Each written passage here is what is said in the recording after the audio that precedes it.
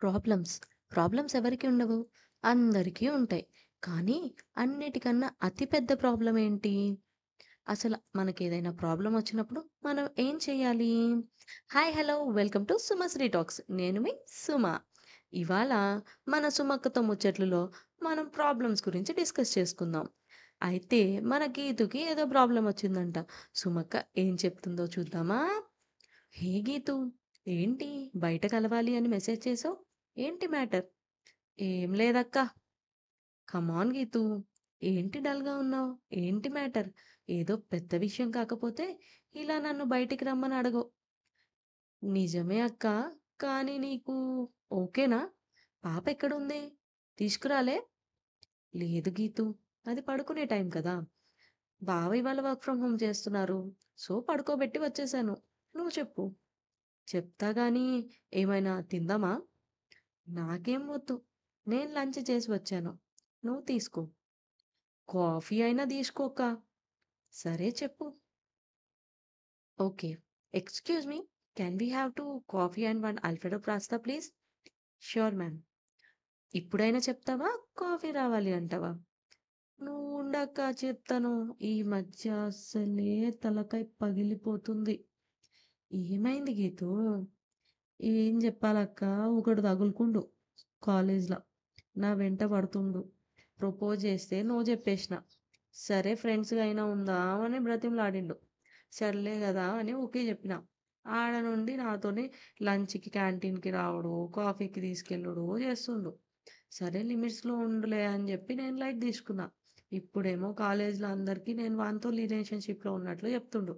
మా పిక్స్ నాకు తెలియకుండా తీసి ఫేస్‌బుక్‌ల, ఇన్‌స్టాగ్రామ్‌లో పెట్టిండు మై గర్ల్ అని. మస్తు కోపం వచ్చి పోయి అడిగిన. నా అకౌంట్‌లో హ్యాక్ చేసి ఎవరో తెలియకుండా పెట్టిండ్రు అని చెప్పాడు. అంతా సొల్లు చెప్పిండు. వీడి నుండి ఎలా తప్పించుకోవాలి అని చూస్తుంటే నా ఎగ్జామ్స్ ఒకటి. ఇప్పటి వరకు ఏ సబ్జెక్ట్‌లో బ్యాక్‌లాగ్ లేకుండే. కానీ మొన్న ఒకటి పడింది. అది కూడా వీని టెన్షన్ వల్లనే. ఇంట్లో చెప్పలే. మా నాన్న మస్తు స్ట్రిక్ట్. నీకు తెలవందేముంది. అన్నీ పాస్ అయినా అని అబద్ధం చెప్పిన. కానీ మార్క్ లిస్ట్ వస్తది. అప్పుడు ఏం చేయాలో అర్థమైతలేదు. తల పగిలిపోతుంది. అన్ని ప్రాబ్లమ్స్ నాకే రావాలా అనిపిస్తుంది. ఏంటక్క నేనిట్లా చెప్తుంటే అట్లా నవ్వుకుంటా చూస్తున్నావు. నా ప్రాబ్లమ్ నీకు నవ్వులాట లెక్కుందా? అదేం కాదు గీతు. ఇంత చిన్న విషయానికి ఎందుకు అంత టెన్షన్ తీసుకుంటున్నావు అని చూస్తున్నా అంతే. ఏంది ఇది చిన్న విషయమా? నా మైండ్ ఎట్లుందో తెలుసా? పకోడీ వేసుకొని డీప్ ఫ్రై చేసుకొని తినేయొచ్చు. అంత హీట్ ఉంది. I can understand Geetu. కానీ ఇది చాలా చిన్న ప్రాబ్లమ్. సొల్యూషన్ లేనిదైతే కాదు కదా! అంతేలే అక్క. ప్రతోనికి పక్కోని ప్రాబ్లమ్స్ చిన్నగానే కనబడతాయి. పడేవాళ్ళకి గదా తెలుస్తది. సరే ఒకటి చెప్పు నీ మైండ్‌లో. ఒక 10 మెంబర్స్‌ని తలుచుకో. ప్రాబ్లమ్ లేని వాళ్ళు ఎవరైనా ఉంటే టక్కున చెప్పు. నీ కాలేజ్ ఫ్రెండ్స్ లేదా నీ రిలేటివ్స్ డైలీ నువ్వు చూసే వాళ్ళలో ఎవరైనా పర్లా. నీ చుట్టుపక్కల వాళ్ళు ఎవ్వరికైనా. హ్మ్. ఓకే. హ్మ్. ఓకే. నిజమే అక్క. కానీ నా ప్రాబ్లమ్ నాకు పెద్దదే గదా! నా బాధ నేనే భరించాలే. నాది వేరే వాళ్ళు భరించరు గదా! సో, నా ప్రాబ్లమ్స్‌తో వేరే వాళ్ళ ప్రాబ్లమ్ నేనెట్లా కంపేర్ జేస్తా? కంపేర్ చేయొద్దు గీతు. సొల్యూషన్ వెతుక్కో. కానీ సొల్యూషన్ లేని ప్రాబ్లమ్ ఏంటో తెలుసా? చావు ఒక్కటే. మిగతా వాటికి ఏదో ఒక రకంగా సొల్యూషన్ ఉంటుంది. అది మన చేతుల్లోనే ఉంటుంది. నీకు ఒక ఎగ్జాంపుల్ చెప్తాను. రీసెంట్‌గా ఒక సీరీస్ చూశాను. 'హార్ట్ బీట్' అని. ఆ! నేను గూడా జూషినా. అందులో ఒక డాక్టర్ ఉంటాడు కదా! గుణ. యాహ్! మస్తుంటాడులే. హ్యాండ్సమ్, టాల్ అబ్బా! చెప్పేది విను గీతు. అవన్నీ పక్కన పెట్టు. వాళ్ళ అమ్మకి క్యాన్సర్ వస్తుంది. ఆమె చావబోతుంది అని తెలిసి చిన్నప్పటి నుండి వాళ్ళ అబ్బాయికి దూరంగా ఉండటం వల్ల తన కోసం ఏదైనా చెయ్యాలి అని అడుగుతుంది. కానీ ఆ అబ్బాయి ఏమడుగుతాడు? నా కోసం ఒకసారి డాన్స్ చేస్తావా? చిన్నప్పుడు ఎప్పుడో చూసాను. ఒకసారి చూడాలనుంది అంటాడు. అప్పుడు ఆమె ఓకే అని చెప్తుంది. దానికోసం హాస్పిటల్‌లో ఉన్న ఇంకా కొంతమంది డాక్టర్స్ మేము గూడా సపోర్ట్ చేస్తాము అని అందరూ హాస్పిటల్ యాన్యువల్ డేకి డాన్స్ చేస్తారు. కానీ ఆ డాన్స్‌కి వెళ్ళే 8 మంది దాకా ఉన్నారక్కడ. ప్రతి ఒక్కళ్ళు ఆ డాన్స్‌కి వెళ్ళే ముందు వాళ్ళ లైఫ్‌లో అతి పెద్ద ప్రాబ్లమ్ ఫేస్ చేస్తూ ఉంటారు. వాళ్ళు అందరూ కలిసి స్టేజ్ మీదకి ఏదో ఫైట్ చేయడానికి వెళ్తున్నట్టు వెళ్తారు. అక్కడ ఉన్న వాళ్ళలో ఆవిడ ఒక్కటే మృత్యువుతో పోరాడటానికి వెళ్తుంది. మిగతా అందరూ ఆమెతో డాన్స్ చేస్తారు. ఆ డాన్స్ చేస్తూ చేస్తూ ఆవిడ చనిపోతుంది. కానీ మిగతా వాళ్ళందరూ డాన్స్ అయిపోయాక వాళ్ళ వర్క్‌కి వాళ్ళెళ్ళిపోతారు. వాళ్ళ ప్రాబ్లమ్‌ని వాళ్ళు ఫేస్ చేస్తారు. ఆవిడ మాత్రం చేయలేకపోతుంది. ఎందుకంటే ఆవిడ ఫైట్ చేసింది మనుషులతోనో, మనసుతోనో కాదు. మృత్యువుతో పోరాడడానికి వెళ్ళింది. నాకు ఆవిడ చనిపోయినప్పుడు ఆ సీన్‌లో ఏడుపు రాలేదు గీతు. ఆవిడ ఆ స్టేజ్‌లో కూడా ఆ మృత్యువుతో పోరాటానికి వెళ్ళింది చూడు, అది కనబడింది. దాని ముందు మిగతా అందరి ప్రాబ్లమ్స్ చాలా చిన్నవి గీతు. మన చేతుల్లో ఉన్నదానికి భయమనే ఒక ముసుగు వేసి, నీ ధైర్యాన్ని కప్పేసి, నీ సొల్యూషన్ నీకు కనపడకుండా చేస్తుంది. ఇప్పుడు చెప్పు నీకేం అర్థమైంది? నా సొల్యూషన్ నా చేతుల్లోనే ఉంటుంది. నేను భయపడకూడదు అని. సో, ఇప్పుడు నీ ప్రాబ్లమ్స్ గురించి మాట్లాడుకుందాం మనం. నీ ఫస్ట్ ప్రాబ్లమ్ ఏంటి? నీ కాలేజ్‌లో నీ వెంట ఎవడో పడేవాడు. సో, ఇప్పుడు నువ్వు చెప్పు ఏం చేయొచ్చు వాడిని?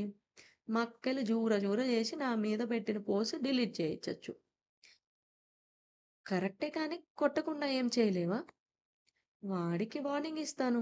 ప్రిన్సిపల్‌కి కంప్లెయింట్ చేస్తా. లేకుంటే వాని ఇంటికి పోయి మీ ఇంట్లో వాళ్ళకి చెప్తా అని వాడినే వాడినే బెదిరిస్తా. వాడే భయపడతాడు. డిలీట్ చేస్తాడు. కదా! సొల్యూషన్ నీ చేతిలో ఉంది కదా! మరెందుకు దానికి అంత బుర్ర పాడు చేసుకున్నావు? అంటే వాడి అకౌంట్ హ్యాక్ అయింది అని కథలు పడ్డాడు. అండ్ ప్రిన్సిపల్ వరకు వెళ్తే వాడిని సస్పెండ్ చేస్తారేమో గదా! అందుకే. అందుకని నీలో నువ్వు మదన పడుతూ నువ్వు సఫర్ అవుతావా? వాడు చేసిన దానికి వాడికి బుద్ధి చెప్పాలి కదా! నిజమే అక్క. రేపే పోయి ముందు వానికి వార్నింగ్ ఇస్తా. లేకుండా సీదా పోయి వాళ్ళ అమ్మకో, అయ్యకో లేకుంటే ప్రిన్సికి చెప్పేస్తా. That's perfect. ఇంకో ప్రాబ్లమ్ ఏంటి? అమ్మో! బ్యాక్‌లాగ్. ఇదైతే మా నాన్నకి అస్సలు చెప్పలేను. నువ్వు అస్సలు సజెస్ట్ చేయకు. తోలు తీసేస్తాడు. గీతూ లేదక్క నీకు తెలవది. మా నాన్న మస్తు స్ట్రిక్ట్ ఉంటాడు. గీతూ పిల్లలు భయపడాలి అని స్ట్రిక్ట్‌గా ఉంటారు. అంతేకాని పిల్లలు మా నుండి నిజం దాచి అబద్ధాలు చెప్పాలి అని మాత్రం అస్సలు అనుకోరు. నువ్వు వెళ్లి చెప్పు. మిగతా అన్ని సబ్జెక్ట్స్ చూపించు. ఇదొక్కటే కదా! కొంచెం టఫ్ ఇచ్చారు పేపర్. మళ్ళీ ఈసారి రాస్తాను. అగ్రిగేట్ కూడా పెరిగే ఛాన్సెస్ ఉన్నాయని చెప్పు. పాస్ అయి ఉంటే ఆ పేపర్‌లో మహా అంటే పాస్ మార్క్స్ వచ్చేవి. దానివల్ల యావరేజ్ మీద ఇంపాక్ట్ పడుతుంది అని చెప్పు. నీ కాన్ఫిడెన్స్ చూసి మెచ్చుకుంటారు. నెక్స్ట్ టైమ్ ఎలానో రాస్తున్నావు అని చెప్పావు కాబట్టి నిన్ను పెద్దగా ఏమి అనరు. నువ్వు చెప్పే విధానం, నీ ఆలోచన విధానం వాళ్ళని కన్విన్స్ చేస్తుంది. నీ మార్క్ షీట్ కాదు. ఏం చెప్పినావక్క? నువ్వు ఫేవరెట్ అంతే నాకు. నా ప్రాబ్లమ్స్ ఇట్లా సాల్వ్ చేసినావు. నేను చేయలేదు. నువ్వే చేసుకోబోతున్నావు. నేను జస్ట్ గైడ్ చేశా అంతే. చెప్పా కదా! ప్రతి ప్రాబ్లమ్‌కి సొల్యూషన్ మనలోనే ఉంటుంది. మనం వెతుక్కోవాలంతే. పానిక్ అవ్వకూడదు. ప్రాబ్లమ్ గురించే ఆలోచిస్తూ ఉంటే అది ఇంకా పెద్దగా భూతంలాగా కనబడుతుంది. అండ్ ఒక ప్రాబ్లమ్ వచ్చినప్పుడు దాని నుండి మనం ఎలా బయటికి రావాలి? ఎలా మూవ్ ఆన్ అవ్వాలి? అనేది మనమే ఆలోచించుకోవాలి. మనం అక్కడ స్టక్ అయిపోకుండా ఉండాలి. ఎందుకంటే మనకొచ్చింది చావు కాదు. ఒక ప్రాబ్లమ్ అంతే. మంచిగా చెప్పినావక్క. ఇం ఇంక వెళ్దామా? మా పాప లేచే టైం అయింది. నేను వెళ్ళి నా ప్రాబ్లమ్‌ని ఫేస్ చేయాలి. పదక్క అది లేచిందంటే అమ్మ, అమ్మ అని బాగా లొల్లి పెడతది. బావ వెంటనే కాల్ చేస్తాడు నీకు. పద మరి. మీకు గనుక నా పాడ్‌కాస్ట్ నచ్చినట్లయితే వెంటనే like, share, comment and subscribe to Sumasri talks. ఇలానే మీకున్న ప్రాబ్లమ్స్ ఏంటో నా కామెంట్స్‌లో చెప్పేయండి. నాకు కుదిరితే మీకు మంచి సొల్యూషన్స్ ఇస్తాను. అలానే please, please, please, please subscribe చేసుకోరు.